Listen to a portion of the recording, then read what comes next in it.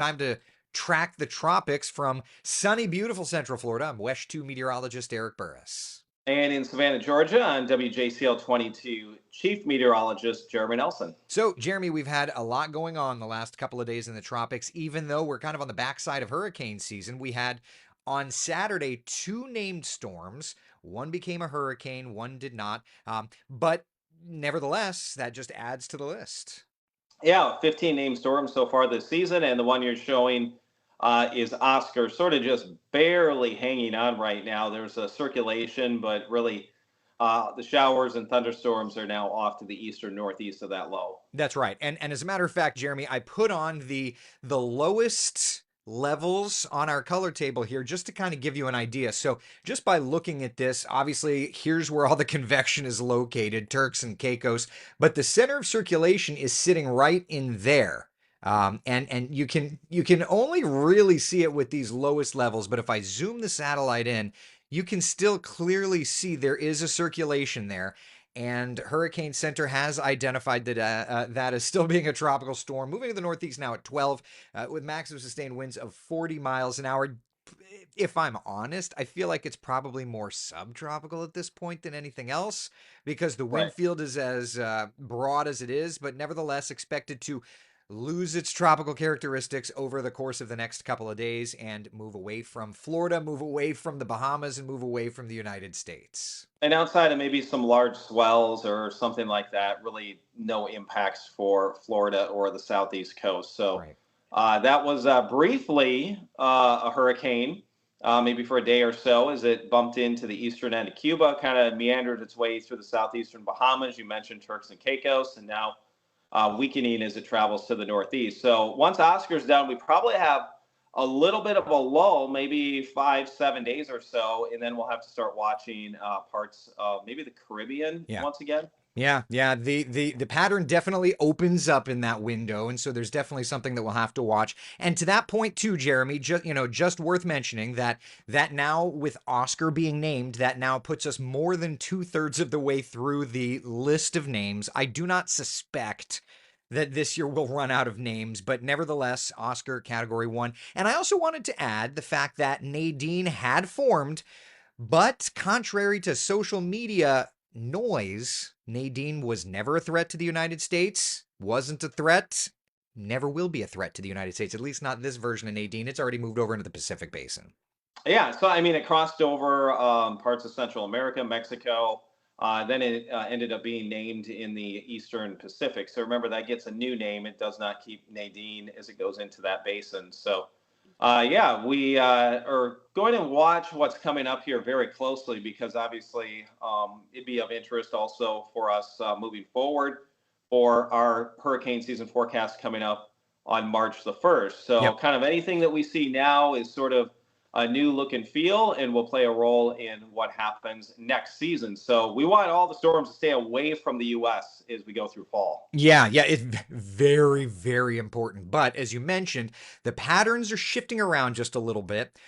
Right now, we've kind of had this big dome of high pressure over the southeastern United States, protecting us from Oscar and Nadine.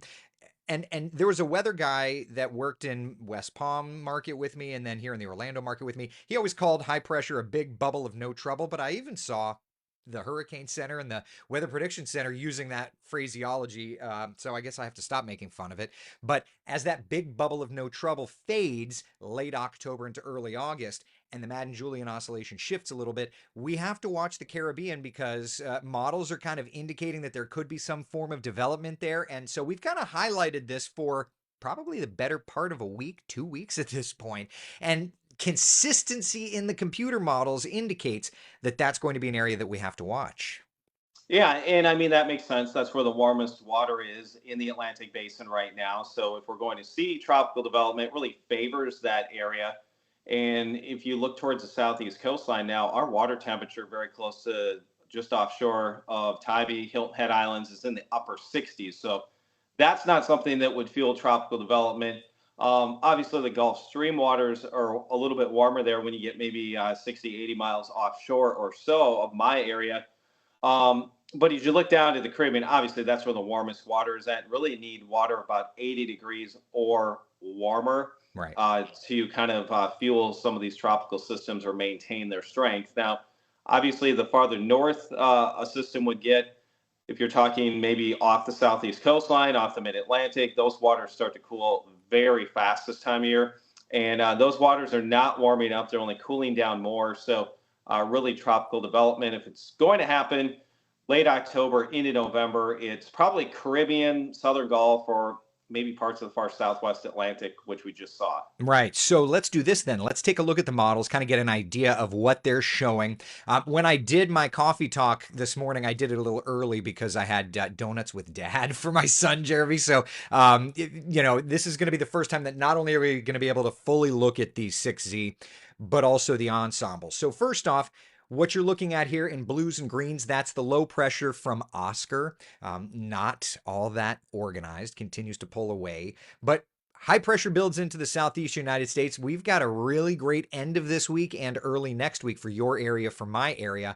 But then the GFS is lowering pressure 994, 989, 975, 968. So very near Jamaica and approaching Cuba. This is Saturday, November 2nd. We've got ourselves a decent little hurricane crossing Cuba. Look how close to the Straits of Florida that would be, working kind of right up the East Coast there. That's Tuesday, November 5th, of course, Election Day. And then from there, kind of doing this weird little malarkey. But nevertheless, what the current run of the GFS is showing is a very awkward motion, but it would be a hurricane very near my area and your area. Yeah, and again, that's the operational one run of the GFS. So we'll take a look at some ensembles. The European model doesn't really go out quite far enough right now. The operational, it does have a low down there, but it's way farther to the east and does not approach Florida, at least the last one that I looked at. Yep. So you're going to see huge differences this far out, especially we're kind of nearing the last month of the Atlantic hurricane season. But I do want to remind people back in 2012, we had Sandy develop in the Caribbean late in October, and then it made its way almost due north. It kept hurricane strength well off the southeast coastline, off the mid Atlantic, and then it was kind of that hybrid system that eventually curved back in to parts of the mid-Atlantic and Northeast. So that was definitely a devastating storm. Yeah, well, and hurricane season's not over with. And as Jeremy had mentioned, when he and I work on our long range forecast for the 2025 hurricane season, all of these things that we're observing right now play into it. And that's why more than just watching what's happening now, we also have to add the gravity of this all could play into next year's hurricane patterns. So we're watching I wouldn't even say that it's closer than any normal season, but while many people may write off whatever happens if it stays out to sea, Jeremy and I are like, watching like a couple of, Right. of studies here because this I'm is even the taking pattern. notes. I'm even taking notes Right. on it, right? I know you love that. But I would say so far, maybe we're several weeks into a new pattern or 2 or 3 weeks. But one indication so far is I would say next hurricane season, maybe our early hints are, hey, watch out towards like Puerto Rico, Yep. Hispaniola, maybe Yep. Cuba, and parts of the Bahamas. We've kind of had some lows meandering down there so far. Obviously, we'll get many more clues as to what's ahead come the rest of this month and November, and then we'll watch for any recycling over December, January, and February. Yeah, I love, by the way, this venue to be able to, here it is October, and we're already kind of starting to share thoughts on our next year's hurricane season forecast. And I kind of love this transparency to be able to share with everybody what we're seeing in real time, really and truly. I think it's fascinating, and if you want to show ensembles, if you have that Yep. available, we can take a look at that because obviously that GFS run that was kind of scary to a lot of Yes. people. So maybe Yeah. we can ease concerns, but also at the same time start to show people, yeah, something could start developing there in the Caribbean coming up. Right. So this is the GFS ensemble, and there's all of the ensemble members kind of showing Oscar pulling away. Then we start to watch down here in the Caribbean, watching in the Caribbean, starting to see those L's coming to life. I'll switch over to the member wise minimum, but you can kind of start to see this is Saturday, November 2nd, November 3rd, November 4th. You're starting to see all of these little elements. Now, if you're new to tracking the tropics, if this is something very new, it's not like we've got 25 tropical systems or 25. We're looking at 30 different versions of the GFS ensembles. And it's kind of like once it runs the operational, the GFS, then it goes back and overthinks everything 30 different ways. And that's how you get the ensemble members, right, Jeremy? Yeah, and that's the GFS that you're looking at there. So, I mean, obviously, we showed the operational run and then filled in more context with this that models seem to be saying, hey, we're going to see low pressure form, but the final look of it and location, that is a huge spread when you're looking at maybe the western part of Cuba all the way into kind of the central Atlantic. Right, right. So that's the GFS ensembles. Let me switch over to the European ensembles, and you'll notice that while what's interesting here, Jeremy, is that the operational European did not really show much in the Caribbean particularly, but watch these ensembles.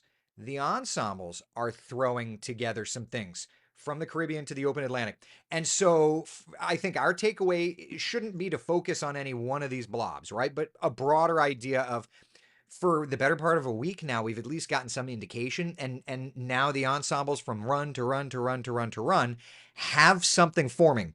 A lot of people in my area though are so hurricane tired and so hurricane weary.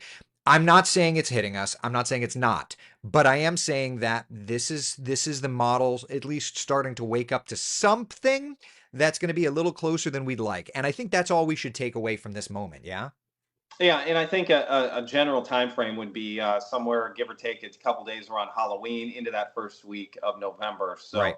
So that would be the time frame to watch. About every other year, we average a name storm during November. Only about 6% of all name storms occur during that month that we've had going back to the 1850s. So November typically a quieter month. Obviously, a couple of years ago, you can speak more to this, but you had Hurricane Nicole.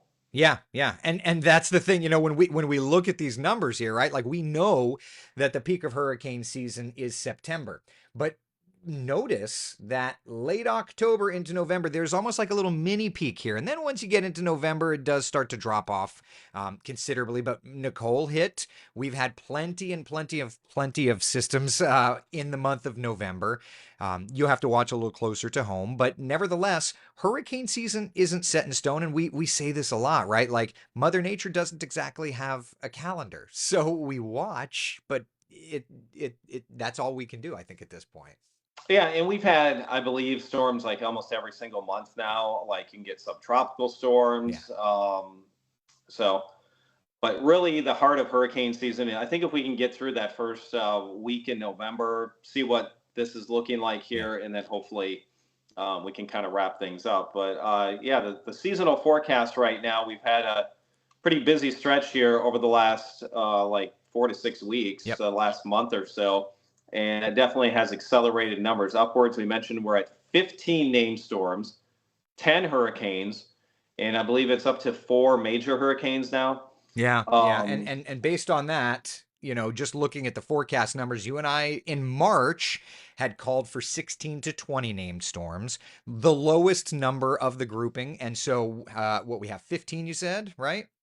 we're at 15 right now, and we think for sure there will be at least one more. Yeah. I would say let's anticipate a couple more. Right. We've had 10 hurricanes. So you and I had called for 8 to 10. And we haven't changed our numbers, right? Like, so that's Right. another point to make. And then we had called for 3 to 5 major hurricanes. There have been 4 major hurricanes right now. So I'm very happy with where our numbers sit. Yeah, there's going to, I would suspect there's probably going to be one more named storm. So that would put it to 16, probably a hurricane. So that would put it to 11 hurricanes. I would love to not have the 11th hurricane, and certainly we'll see how Right. this plays out. But in terms of the numbers, I'm very happy with where we are. And looking at Colorado State and NOAA, I think that our numbers and our trends and our thought process is definitely not out to lunch there. No, I'll say our forecast each and every year, whether it's this year, past years, we'll put it out there March 1st and put it up against any other forecast. And also, we have to note that we put out our hotspots, and 5 of the 6 U.S. landfalls this year fell within our hotspots. and most of those were within parts of the pattern we identified back in March. So, I'm dialing that um, graphic up. Keep okay. talking. All right. Yeah. So 5 out of 6 of the landfalls in the U.S. Remember, Debbie accounted for 2 of those. One in the Big Bend area, and then another one up there into the Carolinas. And again, that one track that you see up there, that was the potential tropical cyclone. We're not counting that one, but that's what that other line is, closer to the Myrtle Beach area. Yep. And then we had Beryl. What was the other one? Francine. Was Francine the? Francine was in New Orleans, was in Louisiana. You had, what was it? Yep. Was it Debbie? Yep. And then, of course, Helene and Milton. So those were the landfalls. Again, Debbie accounted for 2, the Big Bend, and curved back out and went north of the Charleston area. So 5 out of the 6 landfalls. And again, I think our forecast, I know we're very proud of it, where we had the date windows correct for Debbie and Helene. Yep. And we also discussed that if the pattern continued into October, that we could see something get close to Florida, and that's what Milton did. So yeah, I think our forecast goes beyond the numbers. We like to say we try to go a little more in depth and provide a little more information. So yeah, I think that separates our forecast and people. I always encourage people, look at every forecast, and then at the end you can compare them and see what happens after the season, because right. we don't know what the numbers are going to end up being, but we should hopefully in another month or so. I'm proud of our work, my friend, and we are now in the time to get our tushes to work on the next forecast. But we talked a little bit about the numbers this season, so it's a good idea to at least look and see kind of where we are for this hurricane season versus where we've been. So, like as you mentioned, 15 named storms. The average through today's date is 12.8. We had 20 named storms last year through today's date, and that's interesting. Fewer storms this year than last year, and that'll play into our ACE comparison here in a moment. Yeah. Also, I think one thing we stressed going into this season was maybe our numbers were just slightly lower than like the National Hurricane Center, Colorado State, but Yeah. we were also stressing that we thought the percent of hurricanes this year and major hurricanes would be higher, and Yeah. certainly that has played out this back half of the season. Oh, 100%. 100% it has. And I think that that's in the numbers, and you'll see that in the ACE as well, Mhm. Jeremy. So this is storm days right here. So we're running a little bit above average, not too far. Last year we were way above average. Remember, we had an additional 5 storms at this point in hurricane season, and last year there were no named storms during the month of November. It kind of wrapped up early, which was a good thing. And the ACE score right here, the accumulated cyclonic energy, we're above average right now, and we will finish above average. In normal seasons, about 120, and we're at 145 now. Looks like we're slightly ahead of last year. And that's important because, like you said, we have 5 fewer storms this year than last year, but we have a higher ACE number. Why? Because the storms percentage wise have run stronger, which is the exact headline you and I came out with during the month of March. I Mm-hmm. don't mean to pat ourselves on the back, but the pattern recognition there this year has been phenomenal. I'm not patting us Mm-hmm. on the back. it's like science is amazing. I'm always amazed at that. Yeah, and I know I've already looked ahead. Like I think in the last few days, NOAA came out with their winter forecast, Yeah. which one thing we always look at, but we tend to caution a little bit, is just doing it sort of an all-in ENSO forecast, which would be El Nino or La Right. Nina. And I think they're weighing their winter forecast pretty heavy on La Nina. But I do want to mention we're not truly in a La Nina yet. If you Right. go by the numbers, you need some specific criteria. Certainly, those waters are cooling, and as you say, there, a La Nina could be forming. So I think last spring, when we did our hurricane season forecast, it was for La Nina to be already going by, I believe, August or September, Yep. and we're still sort of waiting for the official La Nina to develop. So I'm kind of glad it didn't form sooner. That could have even accelerated hurricane season a bit more. Yeah.